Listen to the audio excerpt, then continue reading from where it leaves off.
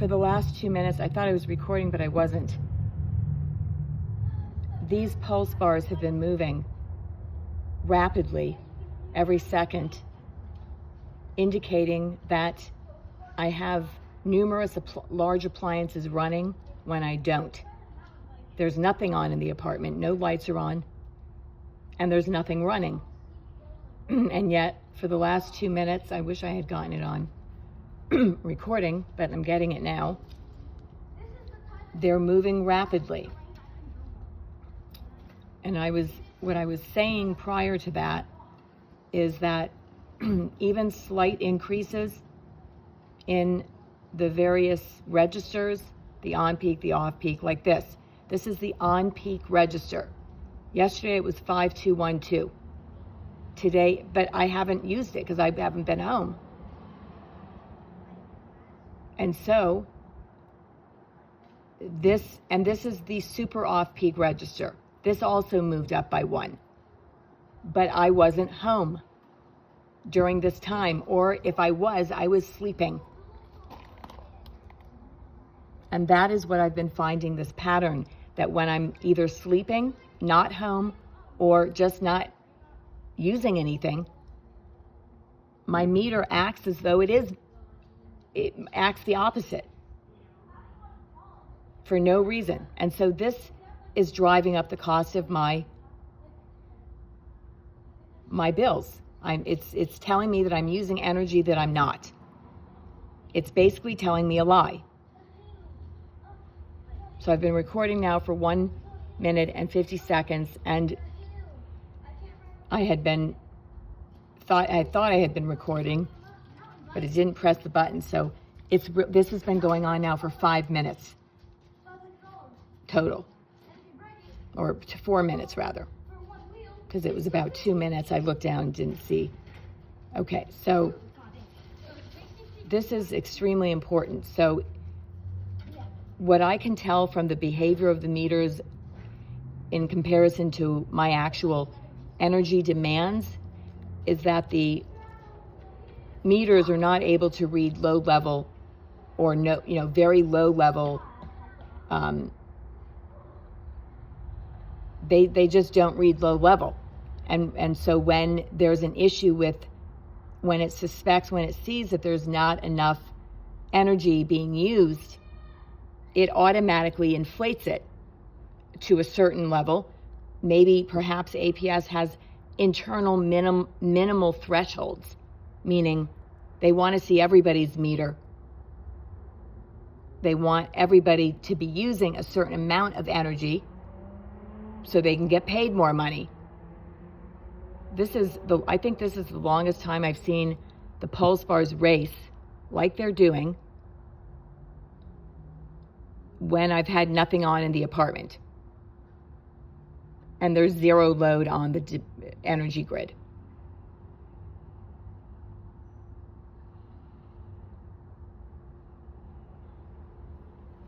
So the off-peak, super off-peak went up by 1. This is the regular off-peak. I think that was at,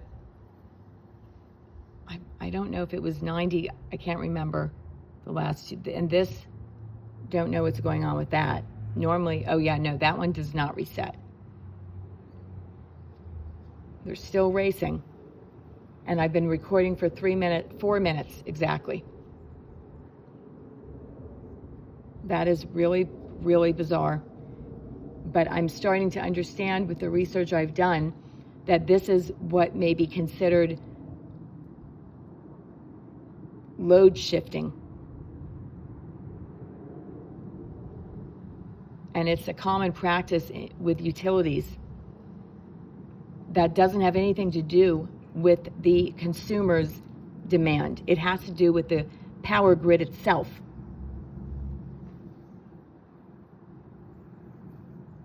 And the power grid's needs. So if it's highly congested or vice versa, it shifts. This causes, okay, and this is what is causing, this may be in part what is causing my energy, my meter to mimic what a high demand user would be using when this occurs. So I've come out here before when I've had the AC on. It didn't even run that fast when I had the AC on, but it ran faster than it normally does, which is about once every 1.5 minutes.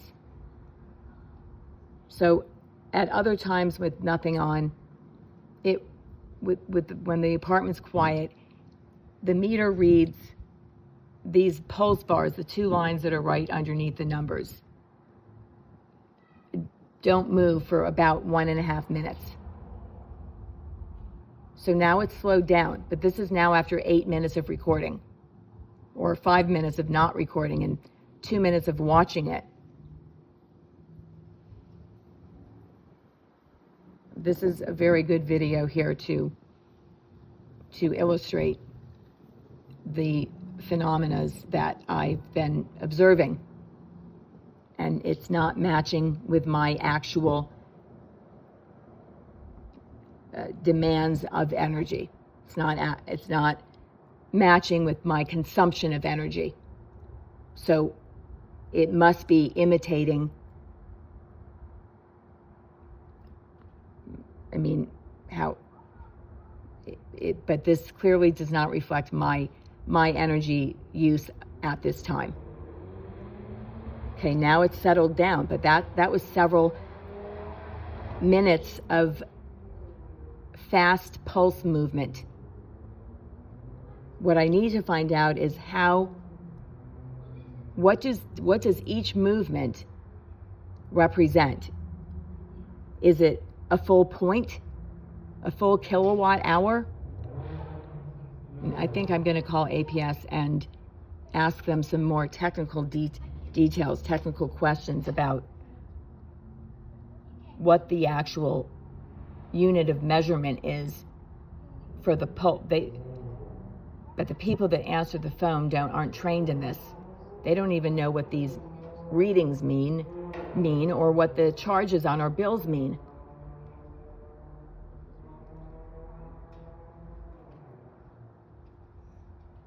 Okay, so let's see, did it to move, but okay, they have slowed down, but they haven't slowed down to what they normally are when there's no load on the apartment. So today's the 6th, it's 1:56 p.m. The next meter this here is the cumulative reading since the last time that APS read my bill, my meter. And this is the on-peak register, which was at 1:02 yesterday. This number resets every day, and it deals with kilowatts, and this is super off-peak. But I'm charged for kilowatt hours, and this here is the on-peak. The regular off-peak register. And this one, along with the other one that is a decimal point, deals with a demand charge plans, but mine is not a demand charge plan. And so APS, instead of telling me what the real reason is why they are running a live feed on my meter when I don't have a demand charge plan, they simply say that all meters are programmed this way, and that's the way it's supposed to be. So it's now 1 o'clock, or just 2 minutes of. They do not give any substantive reason as to why they're running a live feed. And as a consumer, I have a right to know if it materially affects my bill. And even though they say and they deny any wrongdoing, well, there's no way for me to verify it. And they also have a very long history of deceiving customers.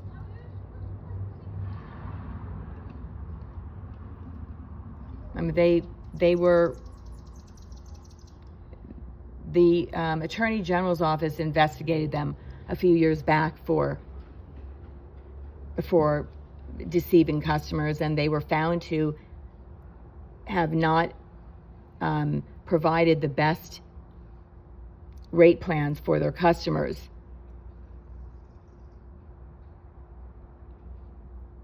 And so in addition to not being able to take advantage of this plan, which offers a super off-peak hour rate because they've realigned or they've reassigned my highest energy use to a time of day when I'm actually not using it, which is off-peak, and it's about 2 or 3 times the cost of the super off-peak, which is when I do these high demand activities. And there are algorithms that are known in the utility industry for doing just that. Also, this meter itself may be causing some of the problems because it's not running on a dedicated line to APS's servers or wherever.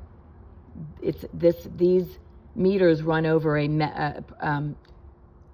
mesh peer-to-peer network, which means it communicates with several other peer-to-peer systems, like all of these other ones around me, and not just in the building, but all throughout their region. The region, I mean, it's talking to hundreds, probably hundreds of thousands of different meters before it reaches its destination.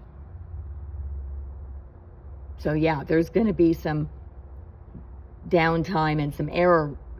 And this is another thing I've spotted when I go online. It's showing missing data on the hour-to-hour readings. So, at any rate, this is a very good video to show and help consumers and regulators understand what's happening and what needs to be investigated. Okay, this is the end of the recording. It's now 12 minutes, almost 13 minutes of recording.